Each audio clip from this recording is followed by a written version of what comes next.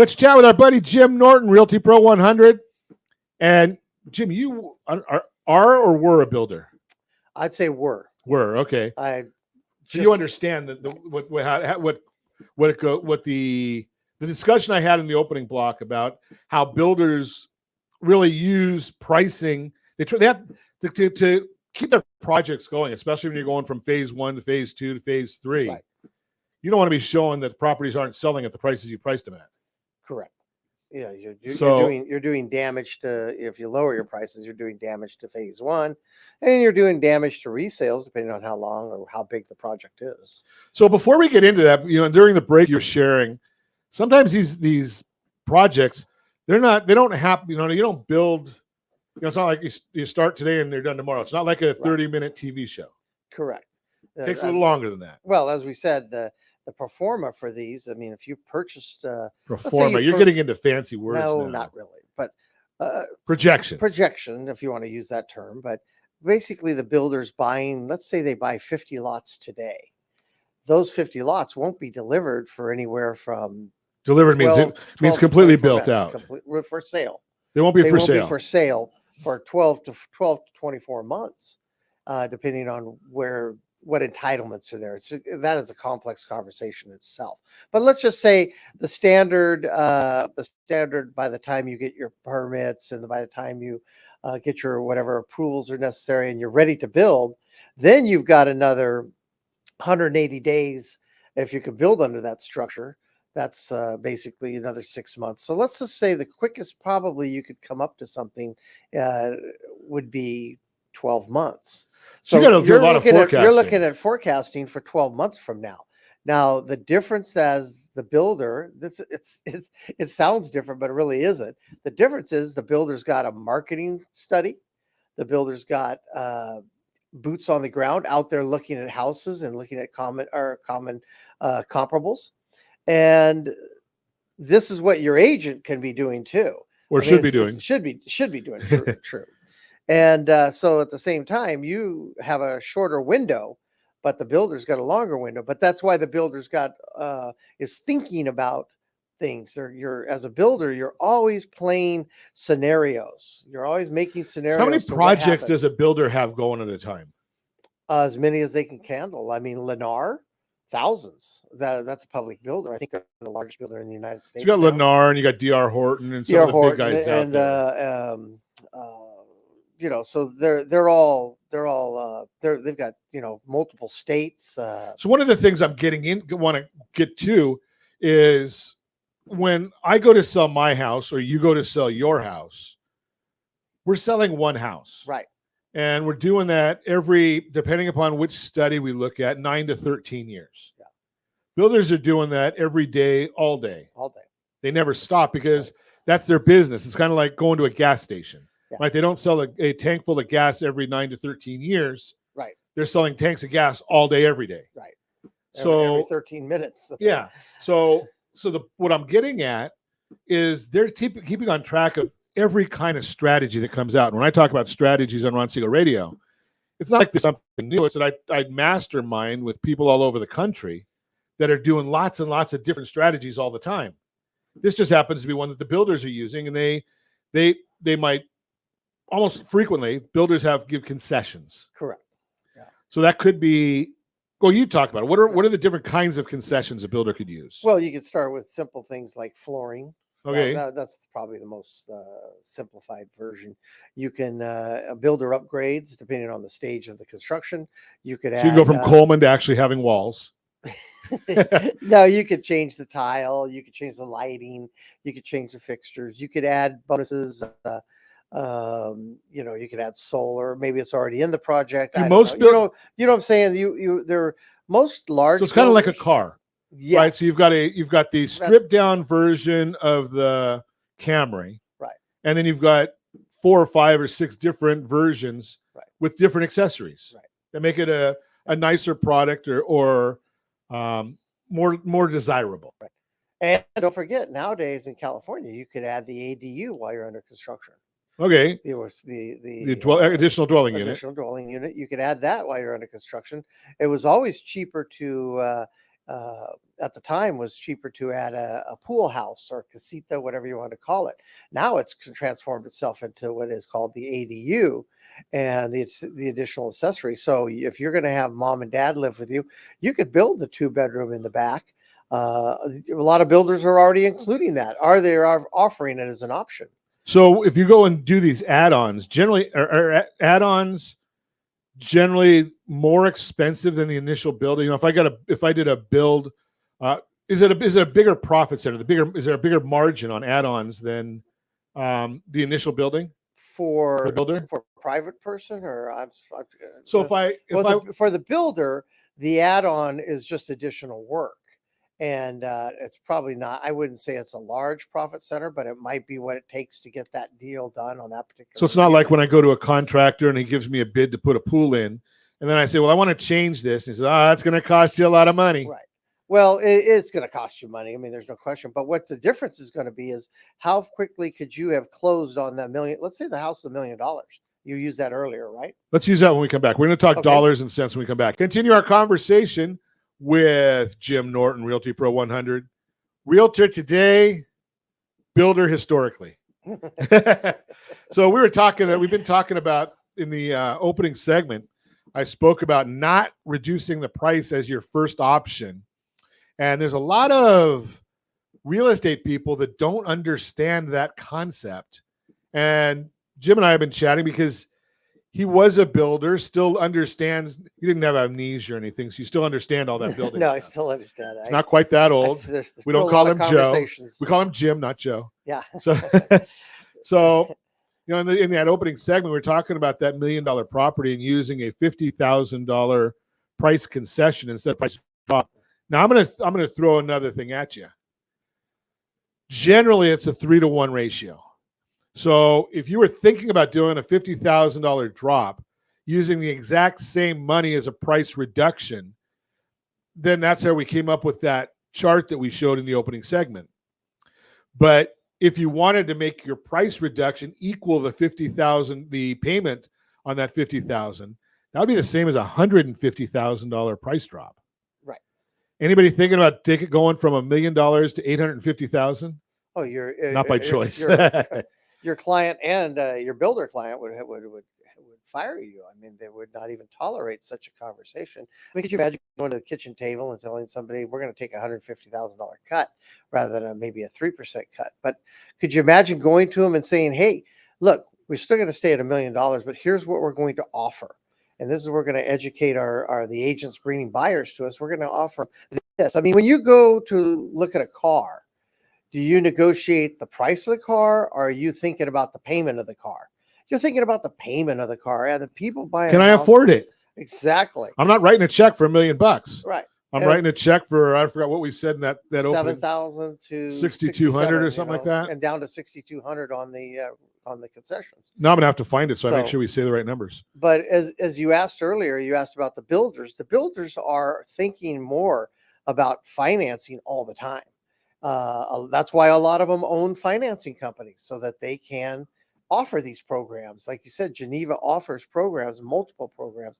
These are the kind of programs that sellers out there should be thinking about. And if their realtor is not bringing them these programs, then they need to reconsider what their criteria. So let's just think about, I'm going to take, I'm going to do 10% of the prices I used before. Okay.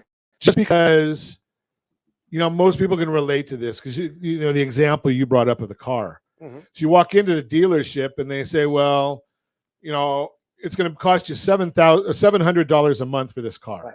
But we have a Labor Day sale going. We have a Labor Day sale, and you can get it for $625 a month. Yeah, you're right? You're going to be more prompted to buy a car all of a sudden. Sure, because it's $75 cheaper. Yeah, per month. That's a lot of money every month. Yeah. Right. So now we go back to the house. It was $1 million house, $7,000 a month versus $6,264 a month. And right.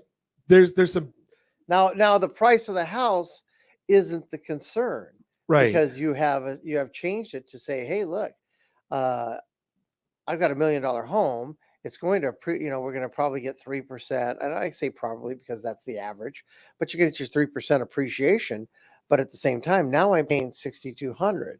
Well, we did that last week, Jim, and I did that with somebody that was buying. They're paying more than the asking price.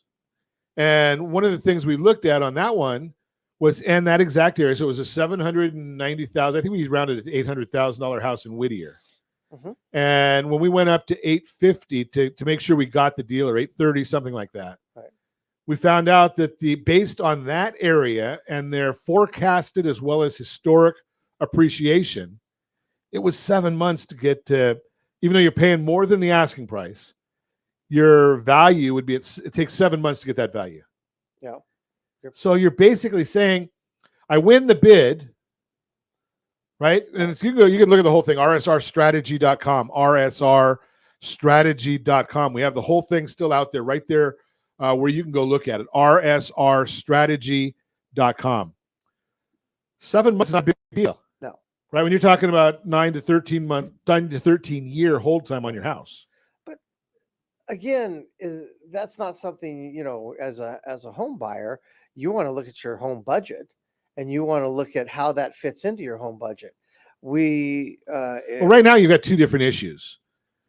Absolutely, you're right about the budget. Okay.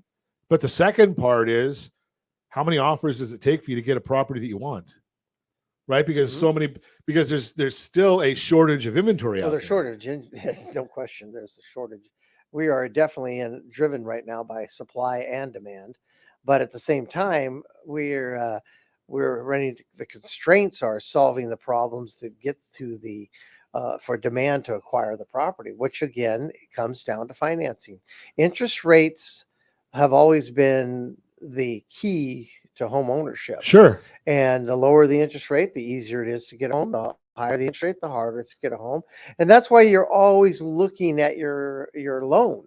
You shouldn't just, you might be able to set it for a year, but anything past that, you're not looking at it. You need to be looking at your loan and see about refi. You got to, what strategy. Which we're going to come out with a rapid refi program in the next couple of weeks. Oh, yeah. And mainly the reason we're looking at a rapid refi program is we know that interest rates are going to be dropping. Mm-hmm.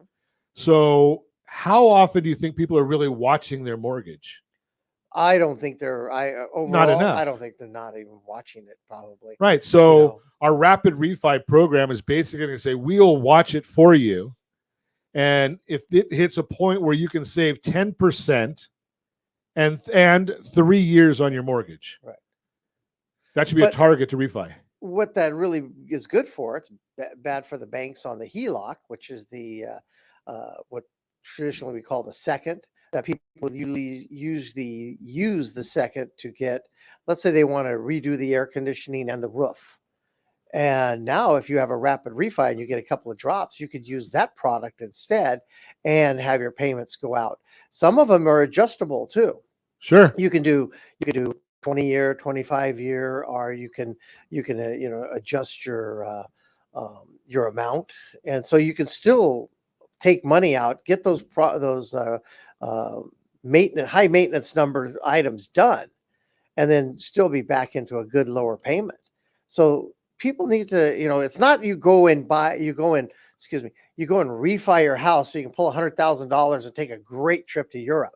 You're maintaining the investment. When you bought or enhancing it. When you are enhancing it, absolutely.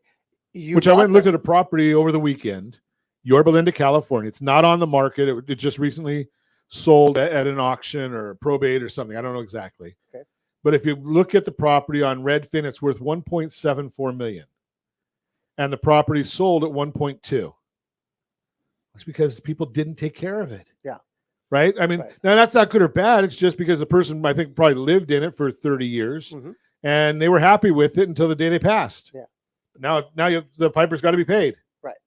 We're going to continue our conversation with Jim Norton, solving problems today. We've talked about not reducing the price of your listing if you're trying to sell your house. Got a strategy to get the house you want, pay off some debts, improve the property. All that and more. We've been talking to Jim Norton, Realty Pro 100. Continuing our conversation, Jim Norton, Realty Pro 100 is with us this morning. Comes in and we just chat. I mean, Jim walks in here and kind of funny if you've ever been in the studio with us. What are we going to talk about today? I don't know. We'll figure it out. And then I throw it at him as we're talking. Well, So- you let off with a great item on the refinancing and what the builders are doing, and the question really is, why isn't the average seller taking advantage of these programs that are out there so that they can make their transaction happen? Because you got to remember, for every seller, we're going to have a new buyer. Whether they're buying in California, or they're buying in Texas, or they're moving out of state, or whatever they're downsizing, they're still Right there's a sizing, you strategy. say, Jim. Right Right sizing. sizing. Excuse me. When you're old like me, so you're not Oh, the right downsizing, size. you're right sizing. I want to downsize. Well, that might be right for you. Cut out a couple of rooms to clean, vacuum and other chores and all that. Well, I right sized a couple of years ago, and I was trying. My wife wouldn't let me. I was trying, just to move and not give forwarding notices to my kids, but that didn't work. they find They still find us. Yeah, they can find you no matter what. But, Grandson could find us. I don't know about the rest of them. but I think we have to remember, just by nature, this environment of 7%, let's say floating between 7 and 8% interest rates, that environment isn't going to correct itself back down to 4 in a heartbeat. So we're going to be up at 7 and 8 for a while. So you're in your second century of doing this, right? Exactly. Okay. And how many times have you seen 3% interest rates? Twice? Once. No, seriously. Okay. I saw him in 2008, and then we saw him in 2023 or 2009. Did we see him in 2000? But They got down there. You couldn't get to it. That's what I was trying to remember. Well, did we get him in 2009?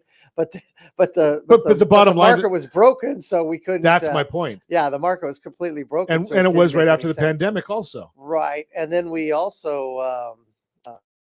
So the two times that we've actually had it didn't last very long. Right. So the two times that we've had that, if either once or twice, depending, I don't know, maybe it didn't get down to 3, but in that area. But we the didn't twice that it's happened, it's always because there's been a serious problem in our economy. Yes. We really don't want that. That's right. So that's my point. Is we don't want that. Yeah, your ability. I mean, you're worried about your job. Right now, we have a lot of jobs. Right. And so we'll find out how many tomorrow. But we do know this: nothing goes down fast. Everything goes up fast. Right. So I mean, that's it's an elevator up, elevator and up, a staircase, a spiral staircase down, right? Because it doesn't go quick. Right. So with that in mind, you have to start thinking in terms of if you're thinking of selling here in the next 1 to 2 years, you need to be strategizing under this environment. Right. And then after that, maybe it'll change. I mean, that's why, again, the builders are watching this every day, and they're keeping an eye out so they can adjust their market, their purchases. I remember in 2004, everything was going up. We had a rapid, I think we were going up the ski slope, wouldn't you say? Sure. And I remember getting calls from brokers to purchase lots. And I look at it and I said, well, wait a minute, this is way overpriced. I said, you've taken my profit out. And he says, oh, no, you'll make it up on the back end. And I said, gee willikers, so let me pay more up front.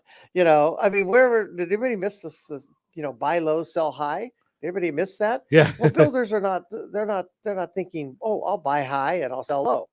Or I'll buy high and I'll sell higher. They're not thinking that way. They're thinking, hey, look, I'll buy at market rate and then I'll see if I can adjust it. And what are my flexibilities? Sure. They're not looking to be stupid. Right, because they're spending a lot of money and they know what they're doing. Right. Don't count on them being ignorant. Right, they didn't get Lennar didn't get as big as is being by overpaying. Exactly. Right, they wait until the market is right for them to buy. Then they buy it and put raw land in inventory. Right. And then when the time is right, which that may not be the right time, then they start building because they can maximize their return. As a seller, you may not have that comfort or that luxury. You've got to take action when you need to. And as we've said before, the 6 Ds, come into play. Something can trigger something. Sure. And you might have to move or anything. But you do have the luxury of dealing in today's numbers. Right. They're dealing in numbers that are 2 years ago at estimate. Yeah, they have to forecast and then adjust. Right. And we're just doing that right now. But we can still use the exact same strategies that the builders are doing if you understand them. If you don't understand them, give us a call at 800-306-1990, and we'd be happy to educate you on that. If you and the same thing, watching the billboards and the commercials about where interest rates are. It's not legitimate. They're going to be there. In 2005, 6, there was a company out called Ditech. Oh my God. They had Sorry. the cheapest prices of all the interest rates, but you had to have perfect credit and you had to have 40% equity. Nobody had that, or a small percentage did, and that's who they made their money on. Everybody thought that was the real interest rates. Yeah. So if you give us a call and get involved in our rapid refi program, we've got systems, tools, techniques to watch that for you. So when it does make sense, you do hit that target of 10% payment reduction and 3 years time reduction. Our system is already set up to call you and handle that for you. You don't have to think about it because you've already done everything for it ahead of time.